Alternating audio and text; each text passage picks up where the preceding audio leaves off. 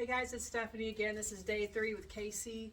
We're again still working on this positive reinforcement for him to engage with me a little bit. And so all I'm looking for is him to kind of relax, bring his head towards me, kind of engage with me. And when he does, I'll deliver a treat for him. So that was just a really light turn to the side. We'll see if he will start engaging in the pellets. And if you missed the first episode, the reason why I'm not hand feeding him is if I reach out towards him, he moves away. And so we're just trying to start even smaller. Good. So this is actually an improvement. He's eating the pellets a lot faster than he did last time. He probably took about a minute or two before he'd even engage in the pellets. So this is progress. And that's one thing about positive reinforcement, is that you just have to take it slow and steady and break down tasks into bite-sized pieces for them.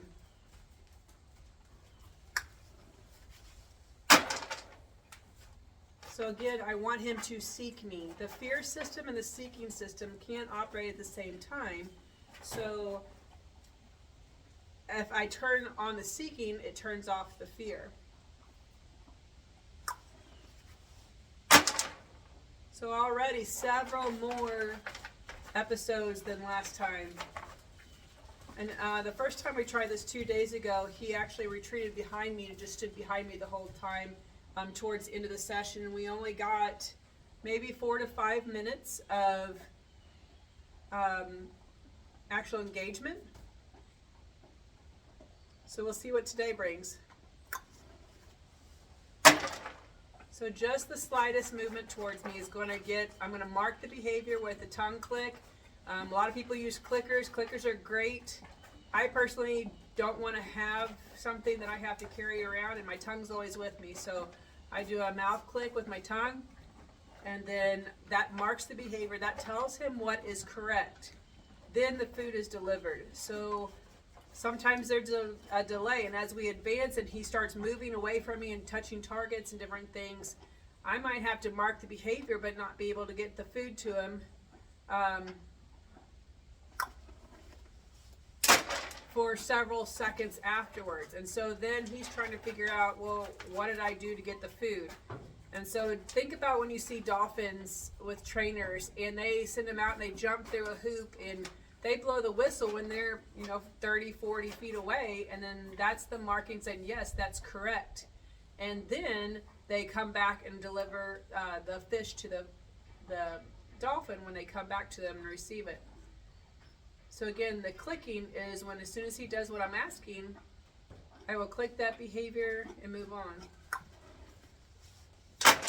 So already today, we've probably had double the amount of interaction than last time. This is just a great way to build bonds. And again, with positive reinforcement, what I have found is once they learn it, they learn it. Sometimes with negative reinforcement, you'll work on it several days in a row, and then all of a sudden they act like they've never done this before. But I feel like positive reinforcement really sticks with them. And again, I use both positive and negative reinforcement.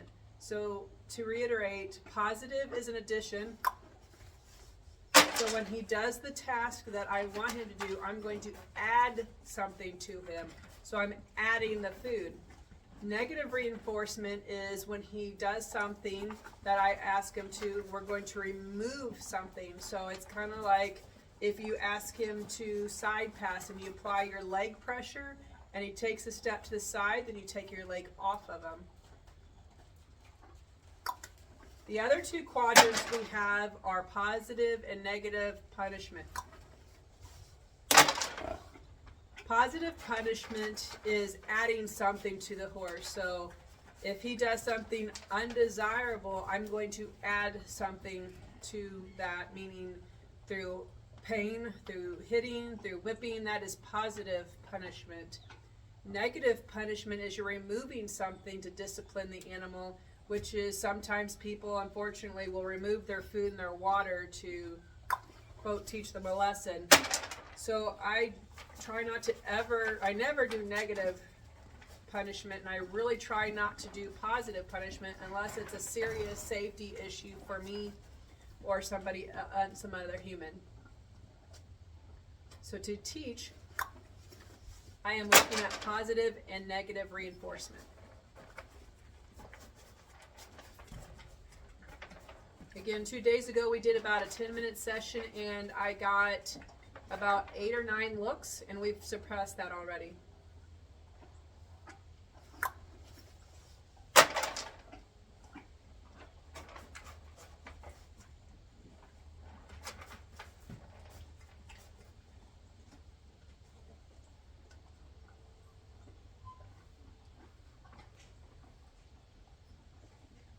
So you can see his head's tilted. Good. What I was about to say, that his head is getting tilted towards me, and that used to be just enough for me to treat and reward, so now I'm upping the criteria, and I actually want a look. And this is how we're going to be building for him to actually be interacting with me. So there's the tilt. Good. There's the look. So 2 in a row. This is pretty exciting. And for some people watching this, is like paint drying, and other people are glued to the screen, as I am, because if you can break it down and make it manageable and work below threshold, you're going to get, oh good, lots of value to your training.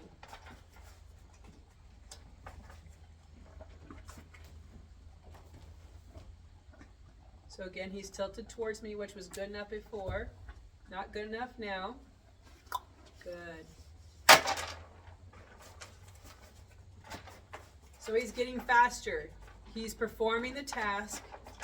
He's receiving the reward, and he's eating the reward significantly faster than 2 days ago. And if you haven't watched it, go back and watch day 1 with Casey.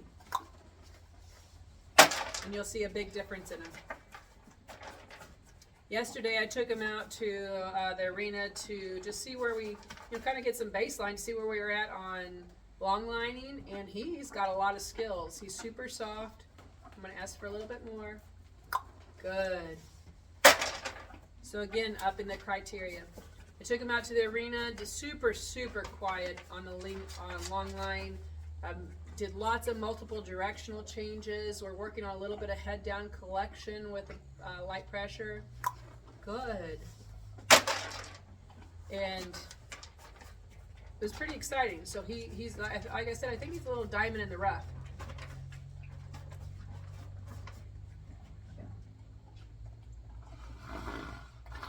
Oh, big sigh, hook, good.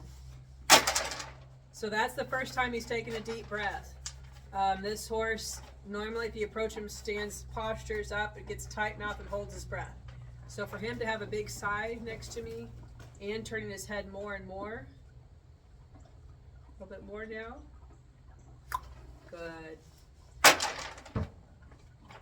We're gaining ground, guys. So I'm going to continue on with this, and then we'll see what happens. Tomorrow we're going to do body work with him, and this weekend we'll get back to riding some, and then continuing our positive reinforcement, hopefully with a target.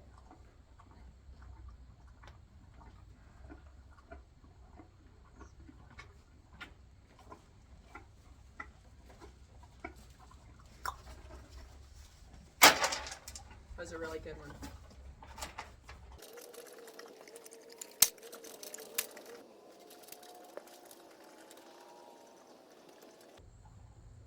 So I know this is hard to see on the video, but he actually turned around.